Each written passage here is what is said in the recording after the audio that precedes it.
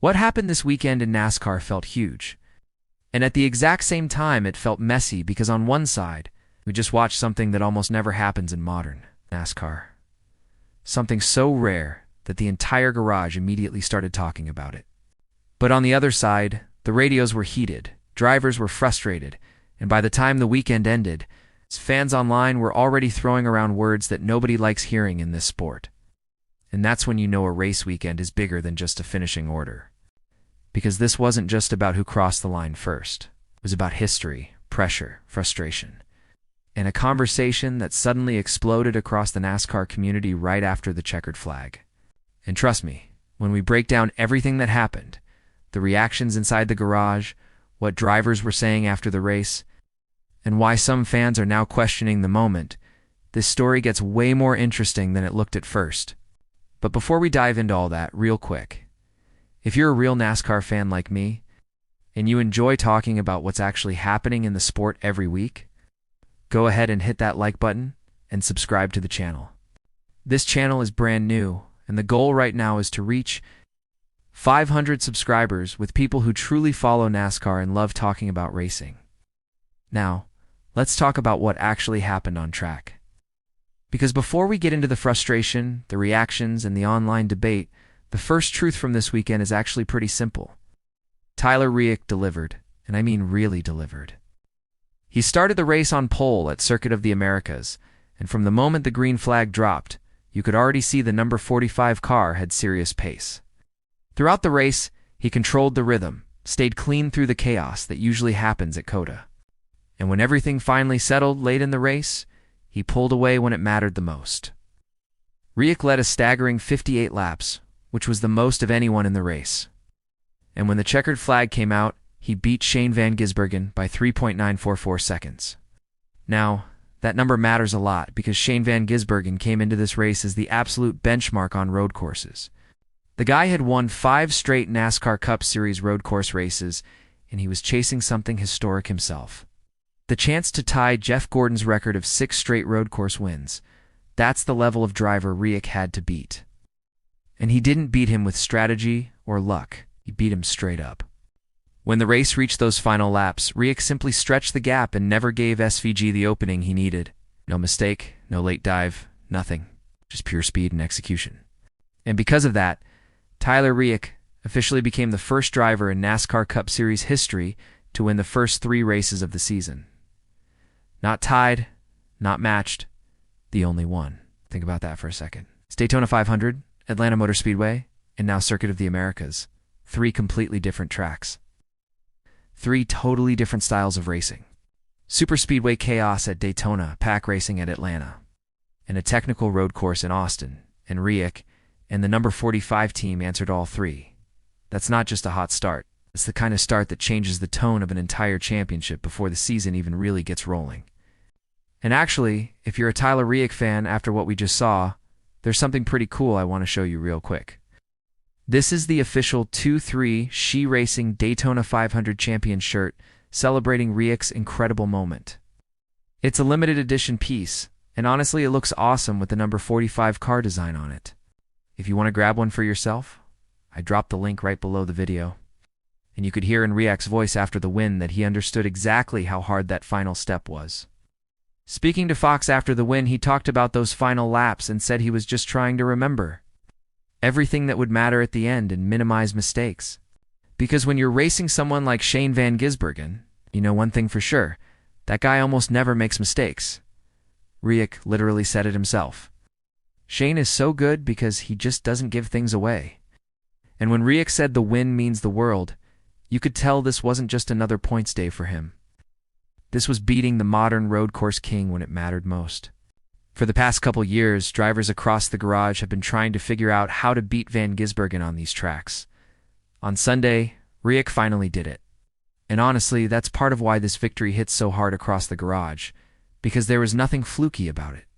The number 45 car looked like the best car, the best driver, and the most complete team all afternoon.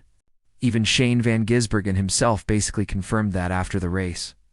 He didn't sound like someone who thought something was taken from him. He actually sounded like a driver who simply got beat. He said it felt weird to be disappointed finishing second because it was still a great points day. and he even praised Reich's driving, saying it was amazing and that they just didn't quite have enough speed to match him. And that reaction matters because if anyone had the right to feel robbed, it would have been the guy chasing history himself. Instead, SVG basically told everyone the truth. The better driver won that day. But then something else happened that made this moment feel even bigger. Michael Jordan stepped in front of the cameras. And whenever Michael Jordan talks after a race, people listen. Michael told Fox something that immediately caught everyone's attention. Said it's time to change. He talked about how much pressure Tyler Reddick had coming into this race with the chance to win 3 in a row, saying that the third win is always the hardest one. But that phrase, time to change, that's the part people keep replaying because it sounded like Michael Jordan wasn't just celebrating one win. It sounded like he believes 2-3 she. Racing is changing the balance of power in NASCAR, and he also made it very clear who helped build this team. Jordan gave a lot of credit to Denny Hamlin, saying Hamlin was the one who identified Tyler Reddick as the driver they needed and helped assemble the group around him, including crew chief Billy Scott. And Jordan even joked that his role was mostly just putting up the money. But when the owner's saying that is Michael Jordan, the moment suddenly feels even bigger. Then came one of the most emotional reactions of the entire weekend. Kurt Busch. And this one really mattered because Kurt isn't just a former driver talking from the outside. He actually drove the number 45 car 4-3 she racing before his career-ending injury. So when he saw Reddick accomplish this, it clearly hit him on a personal level. Busch sent a message congratulating the team and said he couldn't be more proud of Tyler Reddick and the entire organization.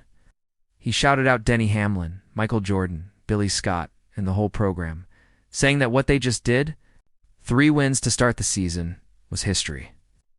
And you could feel the pride in that message because people who saw 2-3 she in its early stages know how far this team has come.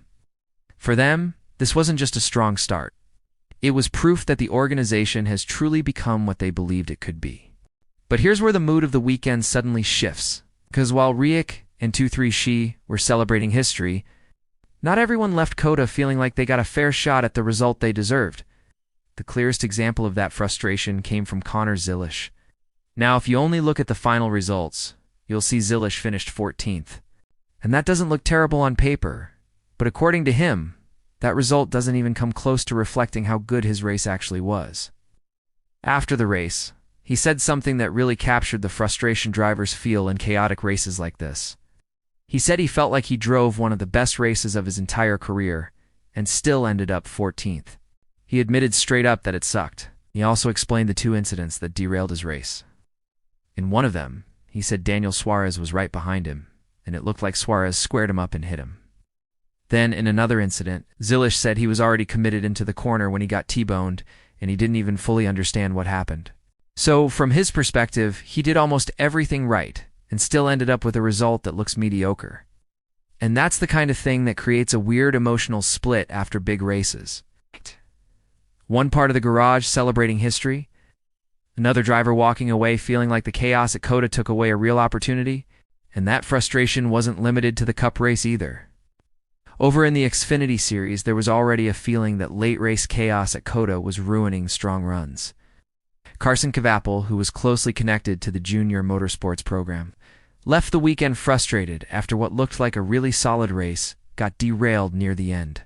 Gable explained that the team was probably going to finish around 8th place before a late caution changed everything.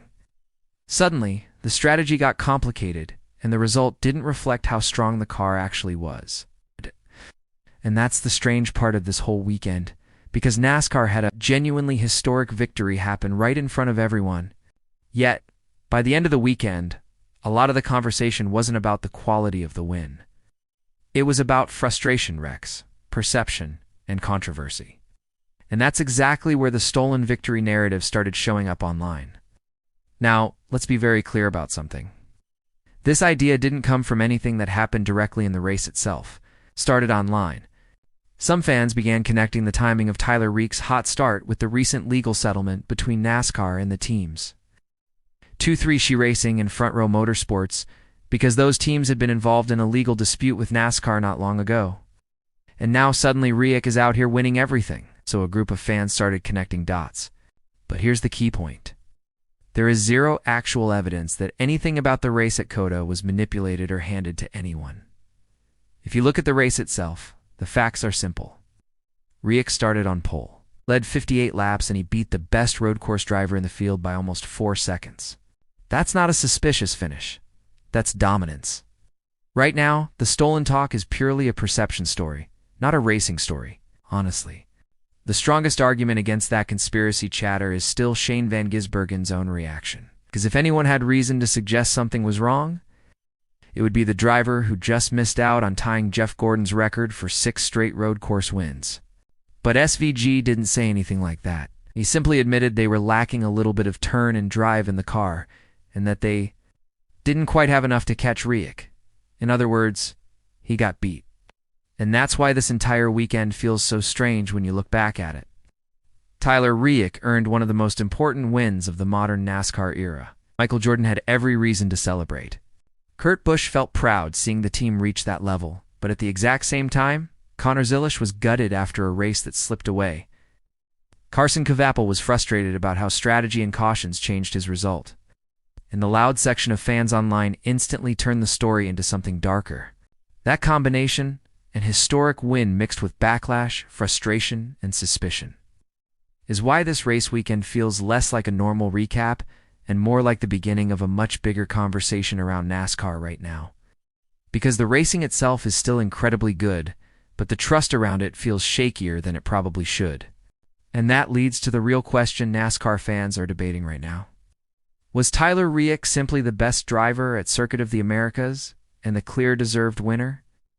Or do the frustrations from drivers like Connor Zilisch, along with the online backlash, show that NASCAR might have a bigger perception problem building under the surface? I really want to hear what you think. Drop your opinion down in the comments and tell me how you see this whole situation. Because honestly, here's my take as someone who watches the sport every single week. From everything we saw on track at Circuit of the Americas, Tyler Reddick earned that win. Plain and simple. He started on pole, controlled the race, led 58 laps. And when it was time to close the deal, he pulled away from the only driver in the field that almost nobody can beat on a road course right now, Shane Van Gisbergen. And the fact that SVG himself came out after the race and basically said, "Hey, the better driver won today," that tells me a lot. If something truly felt off, that's the guy who would know. Now, that doesn't mean the frustration from drivers like Connor Zilisch isn't real, because it absolutely is. COTA can turn into chaos really fast. One late incident, one restart. One car getting pushed into you in a braking zone, and suddenly a race you drove perfectly all day ends with a result that doesn't reflect anything you actually did. We've all seen that happen at road courses before. So I completely understand why some drivers walked away feeling like their day got taken from them. But that's very different from saying the race was stolen.